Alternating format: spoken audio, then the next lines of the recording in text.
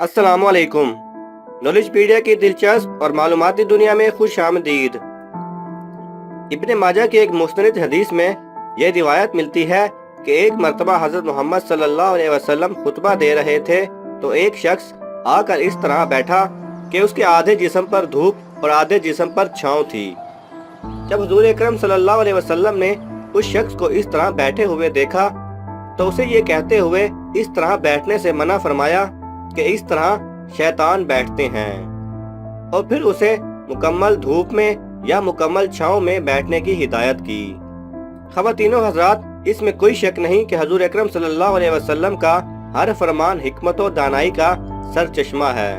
अब अगर इस हदीस के पीछे पोशीदा हिकमत की बात करें तो शयातीन और जिन्नात एक मखसूस किस्म की साइन लैंग्वेज या अलामाती ज़बान का इस्तेमाल करते हैं। इस अलामाती ज़बान में वाइट एंड ब्लैक यानी आधी धूप और आधी छाँव होना, मुख्तलिफ तस्वीर और मुजस्मे वगैरह शामिल हैं। शयातीन और जिन्नात इस अलामाती ज़बान के ज़रिए बातें भी करते हैं और इसके ज़रिए उन्हें अपने मुख्तलिफ काम सर अंजाम देने के लिए ताकत भी मिलती है। यानी ये अलामात शयातीन और जिन्नात के बुलावे का ज़रिया हैं।